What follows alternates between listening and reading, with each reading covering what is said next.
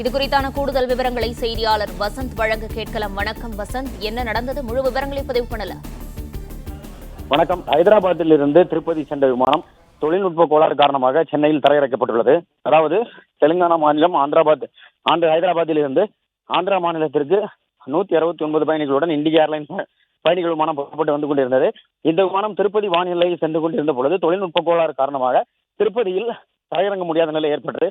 இதன் காரணமாக அங்கிருந்து சென்னைக்கு அனுப்பி வைக்கப்பட்டது. தற்சமயம் சென்னையில் தரையிறங்கிய அந்த விமானம் புறப்படுவதற்கான ஏற்பாடுகளுக்கான இந்த விமானத்தில் உள்ள பழுதை நீக்குவதற்கான பணிகள் மேற்கொள்ளப்பட்டு வருகிறது. பயணிகள் அனைவரும் தரையிறக்கப்பட்டு தற்சமயம் பயணிகள் தங்கும் முறையில் தங்க வைக்கப்பட்டுள்ளனர். மேலும் இதே விமானம் திரும்பி புறப்படுமா அல்லது மாற்று விமானம் ஏற்பட்டு செய்து தரப்படுமா என்பது குறித்து ஆய்வு மேற்கொண்டு வருகின்றனர். மேலும் இந்த விமானத்தில் தரையிறங்குவதில் ஏற்பட்ட பழுதின் காரணமாகவே திருப்பதியில் இறங்க முடியவில்லை.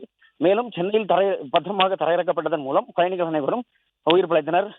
இதன் காரணமாக மாற்று விமான ஏற்பாடான பணிகள் நடைபெற்று வருகிறது.